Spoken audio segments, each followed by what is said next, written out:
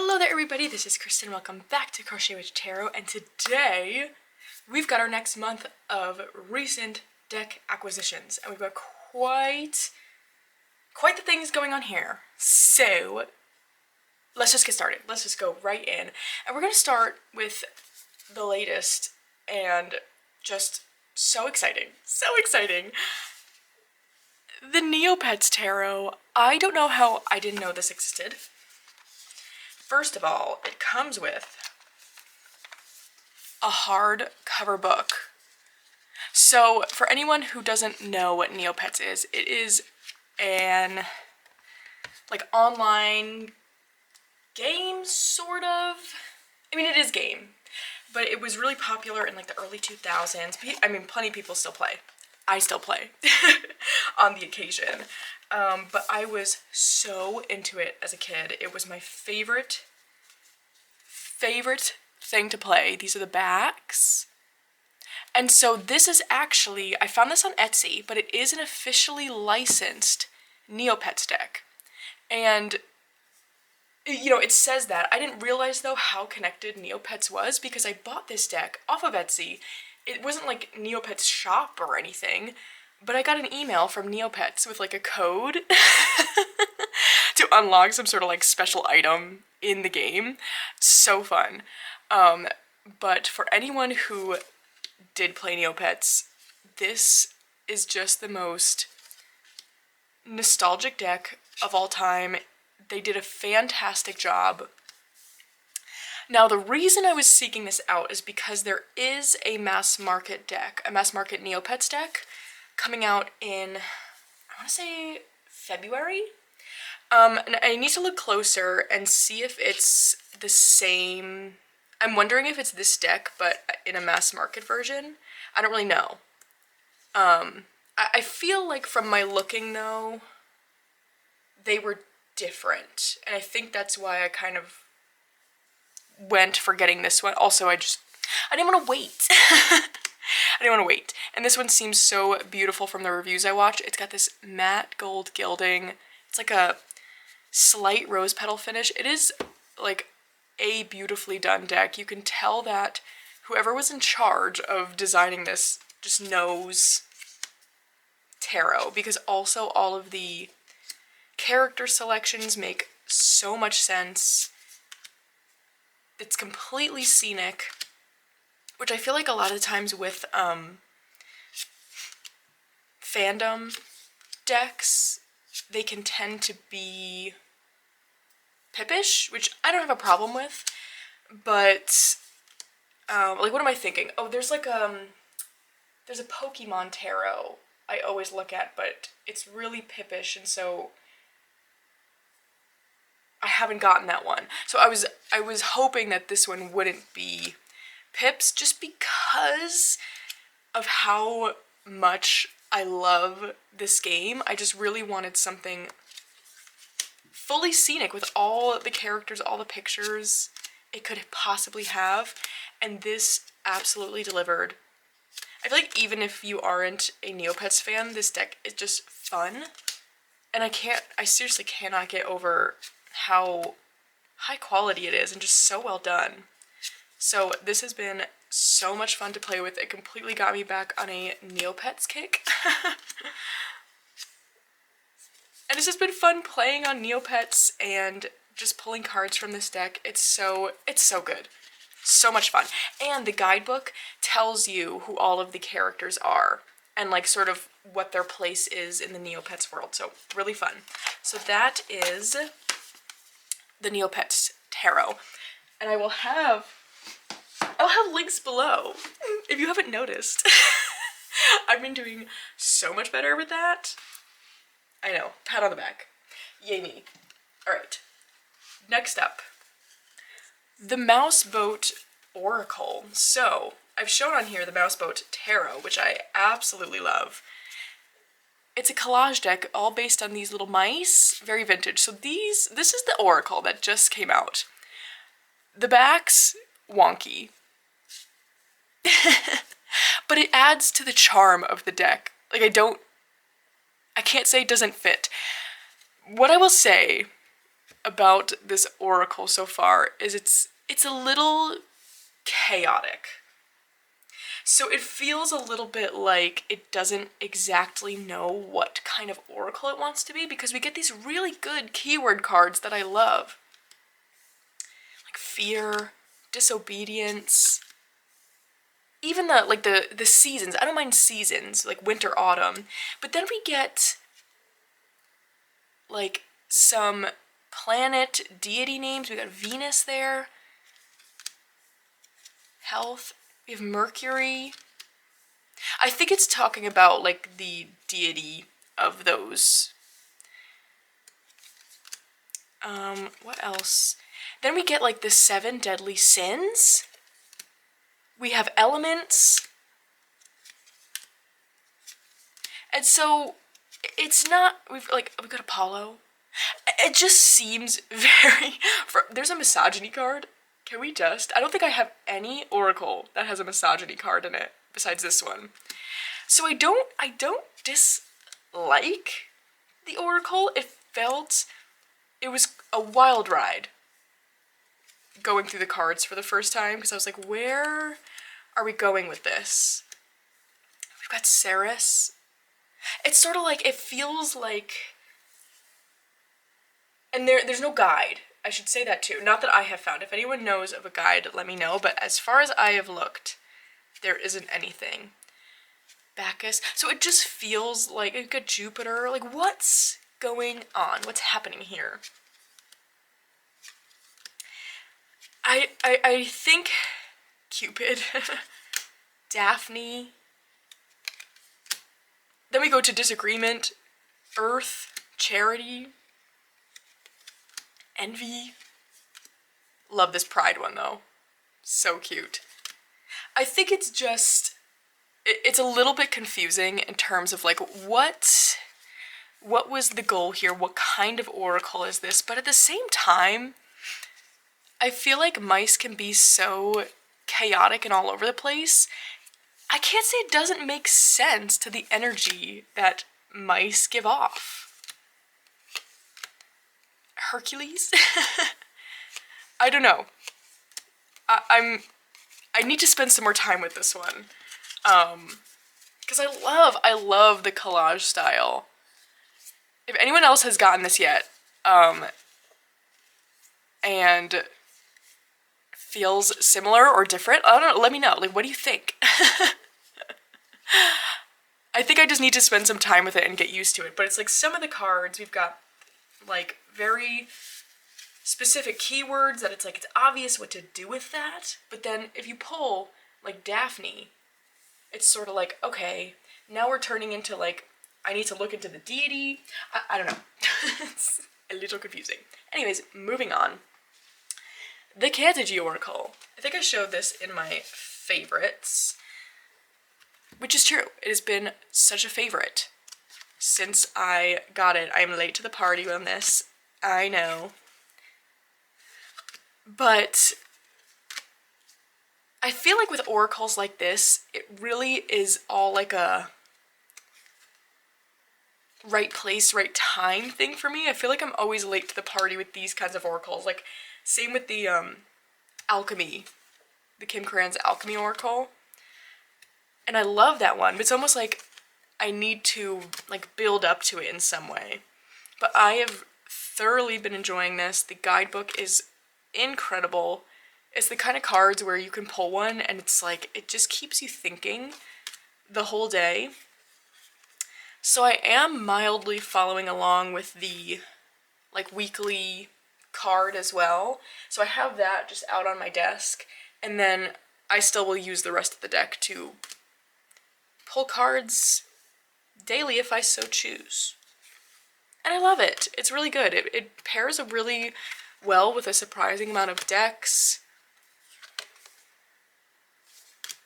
For me, it really is, I mean, I think the artwork is nice. I do really like it.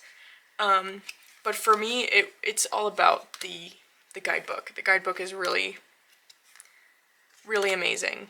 Still haven't found my missing card. But to be fair, I haven't really been looking, so. Anyways, I'm sure we've all seen this a million times. We won't keep going, but that's the Cantigee Oracle, and it's been so good. All right, should I just do, okay, let's, so this month, Hay House had their 50% off of literally everything sale. So we got some goodies from that, and I think I should just go through all of those in a batch. Let's do that. So I first got the Priestess of Light Oracle. Now these are all still decently new to me, so I haven't spent like a ton of time with them, but I am really loving what I'm seeing so far with all of the decks I got. This one is really, really interesting. It has this it has this goddess energy to it for me. But I really enjoy it. I don't even know if it's goddess, but I mean, like, it's called Priestess of Light. It has this feeling of I do think some of the cards show goddesses, question mark. But to me it feels more like the figures in this card have a direct connection to goddess energy. So I've really enjoyed using this so far, pulling it alongside any sort of like deity oracle that I have, which I have many because I love them. Actually, I have one here, a new one here today. Anyways, yeah, so I think the artwork is beautiful on this. I do feel like Hay House has changed their card stock again, and it feels better to me, because there was a period of time, I think we kind of all agreed, it was like very, very cardboardy. But this has some sort of like finish it feels on it, and it's much more like bendy. So yeah, really enjoying this. Look how beautiful that is. The artwork is so, so pretty, but yeah, I'm excited to keep exploring this one, especially in that way of pulling it alongside a deity oracle, as like this is kind of their priestess in a way. So yeah, liking that one so far. That is the Priestess of Light Oracle.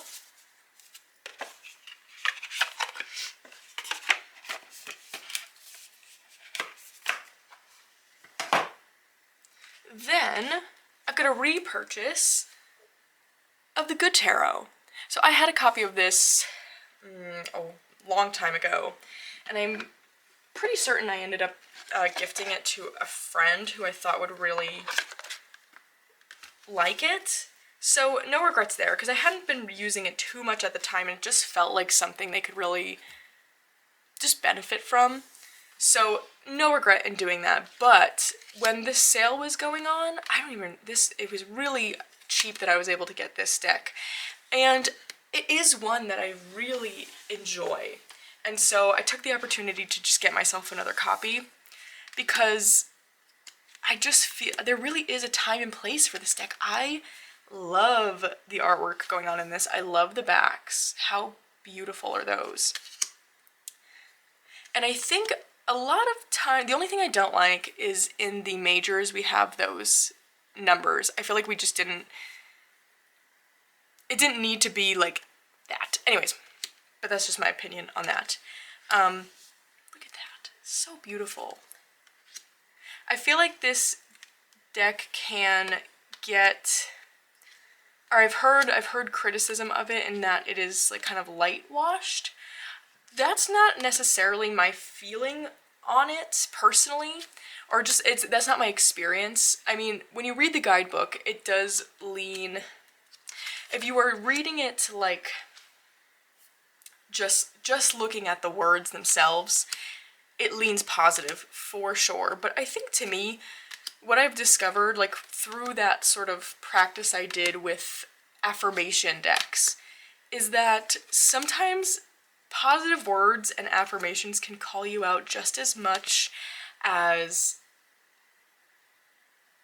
words that are meaning to sort of pick at some sort of shadow.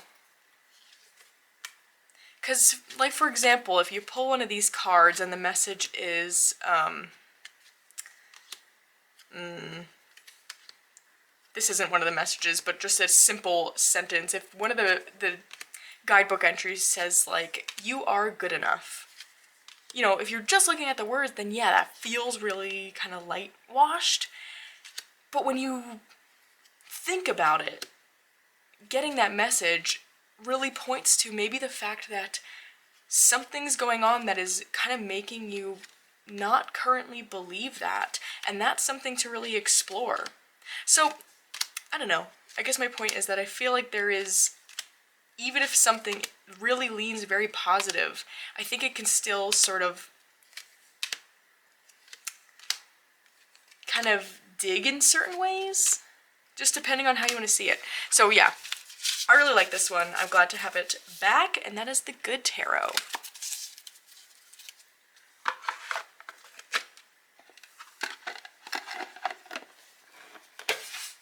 Alright, what else do we have? Okay, then I also got the Mystical Shaman Oracle. This is totally inspired by Jess from Jess Reads Cards, who has been loving this oracle, and just watching the ways she's pairing this deck got me so excited about it. And so, but it does lean on the pricey side without any sort of sale, which makes sense to me because there's like a whole guide, like bigger guidebook that comes with it, and you do get quite a lot of cards. But taking the chance with the 50% off, I was very excited. And this is probably the one I've used the most so far, and I've really been enjoying it. It just, the artwork, you would think it wouldn't pair super well with a lot of things, but it really does. And I love the guidebook. Just, I'm loving everything about it. I think it's really a cool oracle. Don't have any more to say. These are the backs. I'm not super good at showing the backs, but that's, you know, that's alright.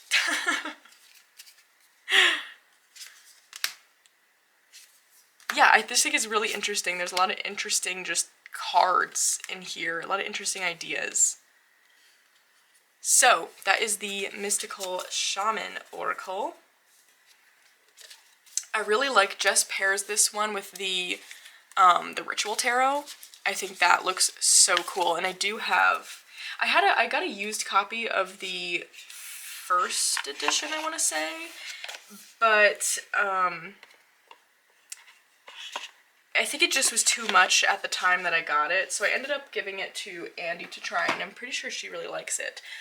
So I ended up backing on Kickstarter that latest semi-titled edition. I'm really excited for that.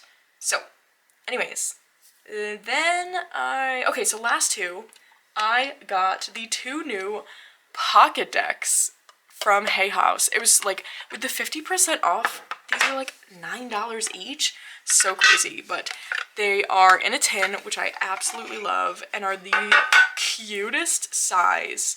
So this is the the Spirit Animal Pocket Oracle.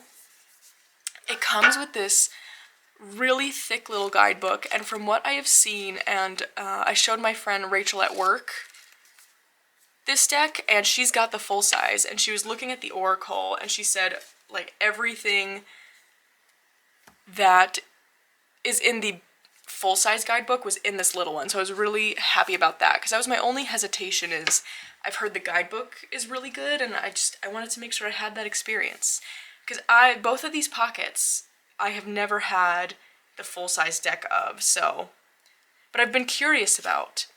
But I am loving this little deck so much. It's so cute. It's so cute. But all to say, too, that also the readings I've been getting have been really awesome as well. And I love the artwork on it. I think it's so great. Something about it. There's like this kind of like slight cheesiness to this art style, and I don't mean that in any sort of offensive way. Like, there's something more, maybe cheesy isn't the right word, but like old school a little bit, that I really like. So this has just been so much fun. I love that I have it in a small size. And usually I'm not a pocket deck person. I find that when I get pocket decks, I don't tend to use them very often compared to larger sized. But both of these I have been using tons.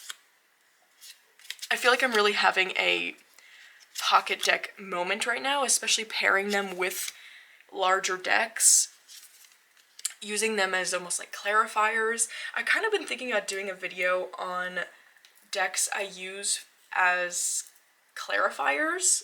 Let me know if that's of interest at all, because I've kind of been thinking about that. I think that could be fun.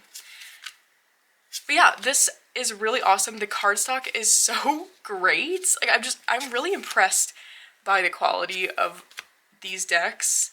You can riffle shuffle them super well. Really, really pleased with this one. That is the Spirit Animal Pocket Oracle. And then we've got the Light Seers, which I've never had before, but I always like have wanted to try it. But what I've discovered from getting this deck, first of all, is the cutest little size of all time, but you can, again, you could still riffle shuffle it. I've got some cards upside down. Okay. Because sometimes when I get pocket tarots too, sometimes, like, if they're this small, it's hard to riffle shuffle, but not the case. I think the cardstock is really fantastic on this. Look how cute it is. Oh my gosh, it's so cute. So what my thoughts having this mini deck version of it be really like my first personal encounter with this deck.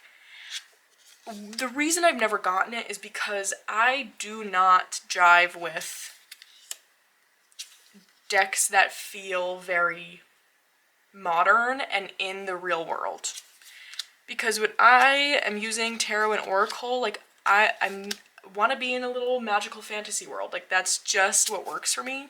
That's just kind of how I experience pulling cards. It feels so magical to me, and I want to be in that magical world.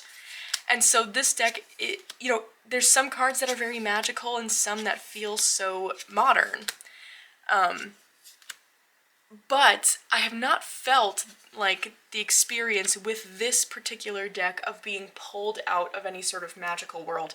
And I think the reason is because it is small. I don't know if that makes sense.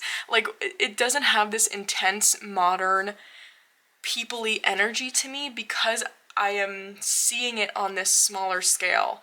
So I almost don't think I would enjoy having the full size, because I think then it would feel too modern people for me. But for some reason, having it scaled down just brings down that particular energy to me and totally makes it work. I love this one. So cool. And I'm excited to have like a modern person deck that really feels like it works. Well, I shouldn't say I don't have any, because Andy's Tarot of Feeling was probably the only deck with modern looking people that has ever, like, and that one really works for me. I love that one. But anything else just hasn't worked. But now I've got this too, and it's so fun. I love it. I love the small size, everything about it. This has just been living in my work bag since I've gotten it, and I pull cards every morning when I get to work. It is fabulous. So, the Light Seers Pocket Edition. Highly recommend. Okay, next, oh, I've got another repurchase. Let's show that quickly. The Deviant Moon Tarot. So I've always liked this one. I sent my first copy to Sandy when she was trying to decide if she wanted the Deviant Moon or wanted the Trionfi de Luna. And at that point, I really wasn't using this deck much, and it's much easier for me to get decks than it is for Sandy where she lives. So, you know, like mass market decks. So I sent that one to her to have and use, see how she liked it. And I'm pretty sure she has the Trionfio della Luna, and that is like her deck. It is so funny. Because I didn't think, just like knowing Sandy, I didn't think she would like love either, but oh my gosh, the Trionfio della Luna is like her deck, which is hilarious. So that, I mean, oh my gosh, that was like more than a year ago at this point I sent that, and I did not really miss this one. But as we're getting closer to the fall Halloween season, I felt myself wanting this one, and what I wanted to do was to get another copy and to get the large guidebook you can buy separately, because I never had that. So I actually found this one I bought used, which is why it's all every which direction. I've not gone through and like put everything in order again. I got this used off of Mercari, which was amazing because I had a credit on there, so it was free. But I'm so happy to have it again, because I think sometimes, again, it's like a right place and time thing, and I think we're gonna have our moment. So I have the Trionfio della Luna too, which is why, and I love that one. So that's why I felt like I could kind of send this one off. And I still love it, but I think now that I've really gotten to know the Trionfio, I recognize the different energies that these two decks have, and feel like I've got a place for both, where when I was first getting to know the Trionfio della Luna, just the energies felt similar to me, but which, looking at this now, I'm like, how did I see it that way? But anyway, excited to have that one back. And I have the full-size guidebook, actually should be getting here today at some point. So that's the Deviant Moon Tarot.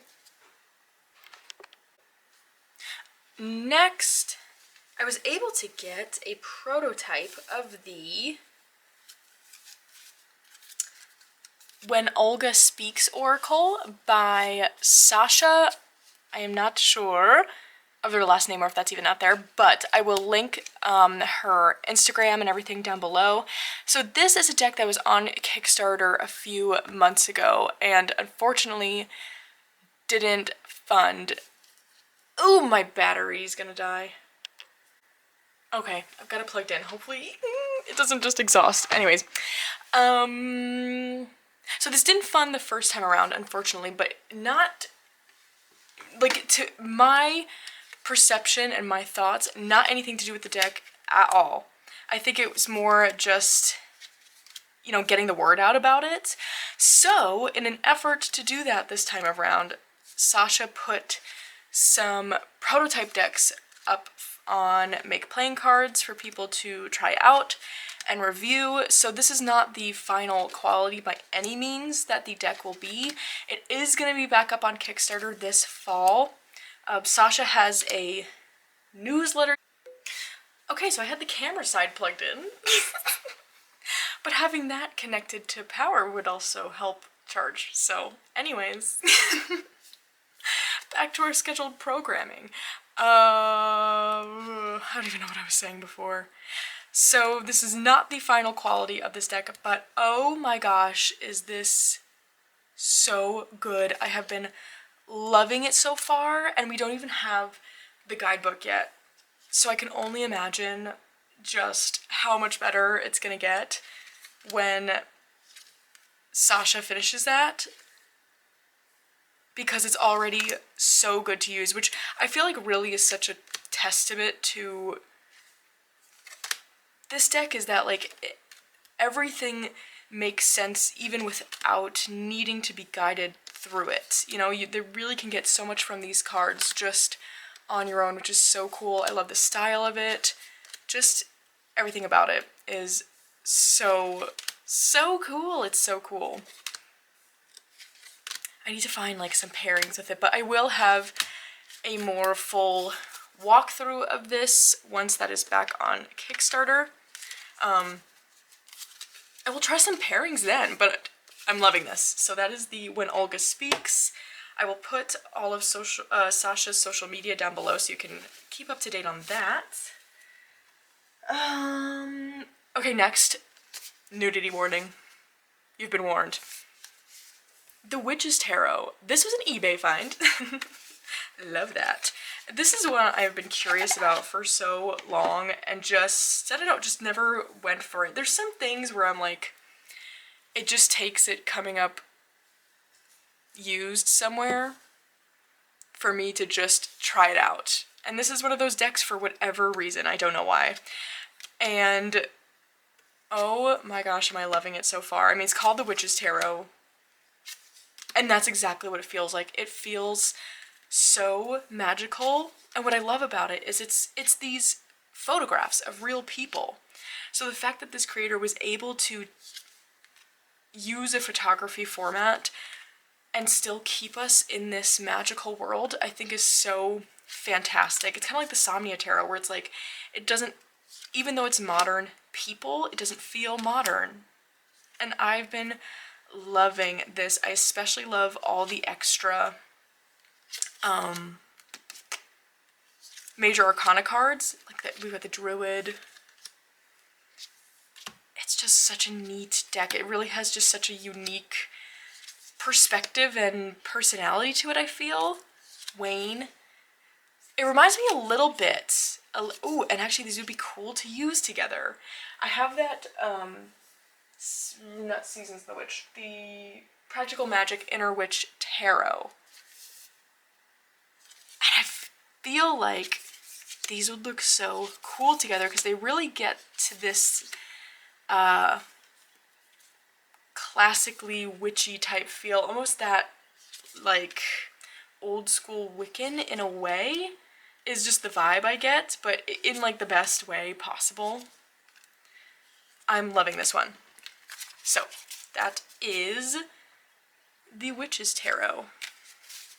Ooh, moment for the backs. Pretty. And this one has like a matte black edging, which is super cool. And even look at the inside of the box. So pretty. Okay. And speaking of witchy things, I also have, which I'm pretty sure I mentioned this in my favorites already too, Seasons of the Witch Mabon. OMG. So good. So good. We've got the orange. Love that. I love how all of the different decks have the different, like the same back, different color. I think it's so fun. I am so head over heels for this oracle. It's not even funny. Yeah, I never understood that saying. It's not even funny. Like, I think this is my slight bit of literal thinking showing itself. Because why do people say that?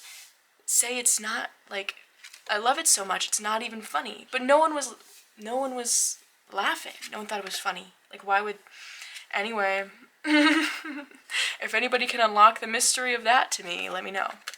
Regardless, back to the deck. I love the Seasons of the Witch oracles. That is certainly no secret. I talk about them all the time. I look forward to just using them in their season to, like, mark the changing of the seasons with the changing of my Seasons of the Witch deck, now that more and more of them are coming out. And I said it before, and I'm gonna say it again, I think this might be my favorite one so far. I love them all, but I love the kind of folk art feel of this art style. I love the artist of this. I've been following her on Instagram for a very long time because I just love her work. So when I saw that she was gonna be the artist for this one, so excited. I was so excited. But I just feel like it feels very like generally witchy. I think of all the Seasons of the Witches I have, this one I could see myself using outside of its season. Not saying I will, because I work so seasonally, and like from now through most of the winter, like I've got, we've got the lineup now, so we've got this, then we'll go into Samhain. Although I feel like I saw a TikTok that was like, in September, you're a fall girly. In October, you're a Halloween girly. But November, you go back to being a fall girly. And like, yes, I could see myself using this in November, right? Anyway, that's enough of that. But it's so good. I love it. Highly recommend if you don't have this one yet. Because we're almost at the holiday, right? A couple weeks.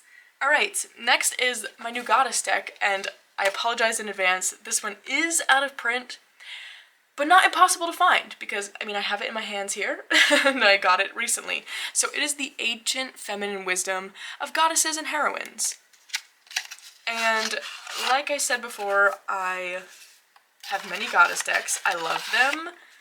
It's one of those things, it's like animal decks, where personally I cannot get enough of them. They all feel unique to me. I love them. So this one, I really, really love the art style. The guidebook is good too, and it's just like a little white book. This is an old US Games deck, so we get this little white book, but the content is really good. And I love that it's another one with the goddess, but we get a keyword. So not all of my goddess decks have that. So this feels sort of like usable in a different sort of way.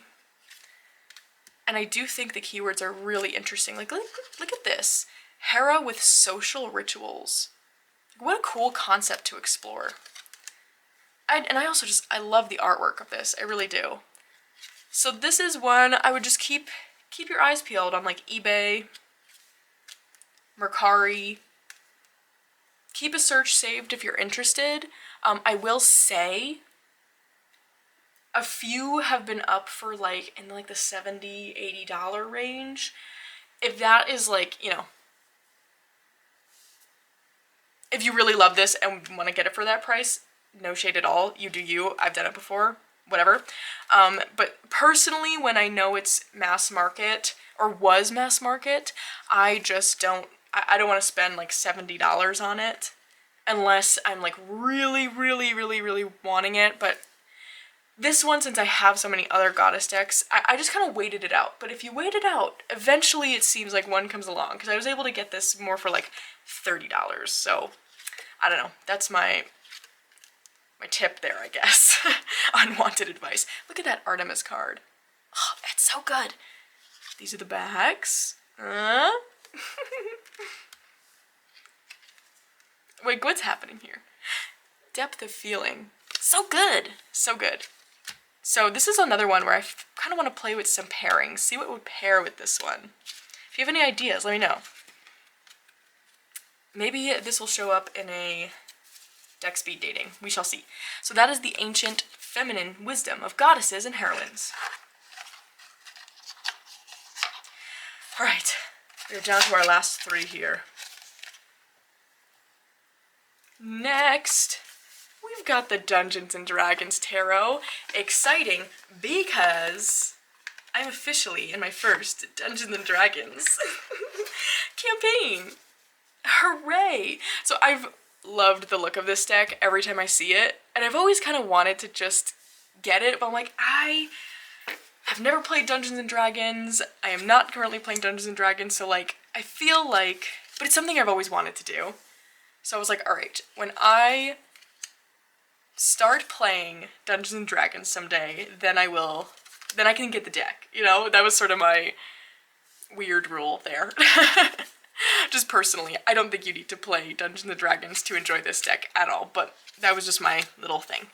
Anyways, so I have a friend who works at another library who has been asked to start running a Dungeons & Dragons program, so basically they would be the dungeon master. And so they've started with the teens and just doing like those, I forget what they're called, but like the one-off campaigns, so it's like one sitting and you're done. But they would like her to do, I'm pretty sure, one for adults that is like more like long-standing. So she wanted practice being a dungeon master, so she got me, another friend of mine, and another coworker of hers together to start a campaign. And I'm so excited. We've only so far had our, what do they call it? Like, session 0 or something, where we just kind of like plan out our characters, do our character sheets, which, eek, I've already lost my character sheet. I'm so nervous. I need to find that, because of course I didn't take a picture of it, so eek. I mean, it's a lot of our first time, so it's not a big deal if I need to redo it. I'm sure we haven't started yet, but I was like, seriously, Krista, this is the one thing you needed to hold on to. And I lost it. Eek. I have to look around for it. Hopefully I'll find it.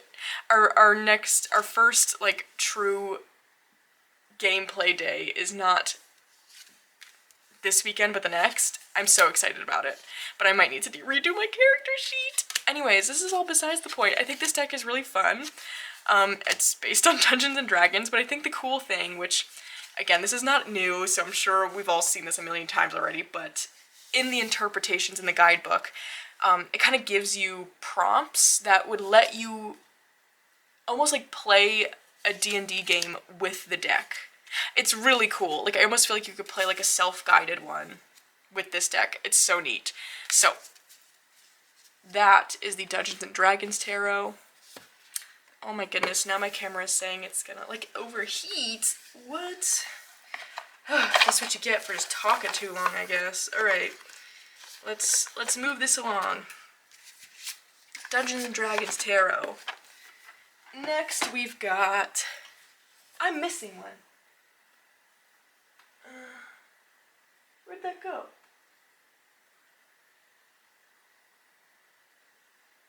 Hold the phone. I'm missing a deck over here. Okay, I guess we'll do this one next. Jeez. I was like almost thinking like maybe I should wait on this video because I didn't think I had this many decks to show, but gosh, it's been quite the month. It's because of that Hay House sale, I tell you. Anyways, the Raven's Dream Tarot came in. It's also tricky when you have like pre-ordered things, because this I pre-ordered so long. No, it wasn't actually that long ago, but it feels like it. So this came in this month, and I'm so excited about it. This is MJ Coolnane's latest tarot deck. These are the beautiful backs. I love her stuff. I really do. They don't all end up working for me personally. I think I've tried pretty much, man, not all of her decks. The only one I haven't tried, I don't think, is the Grimalkin's Curious Cat, just because I don't really feel like I need another cat deck. We all know my thing with that. My weird little thing. But I am loving this one. I used to have the Crow Tarot, but also ended up gifting that to a friend who I just knew would just love it to pieces. And I never really felt pulled to get that one again for myself. And then once I saw this coming out, I was like, you know what? This feels a little bit more like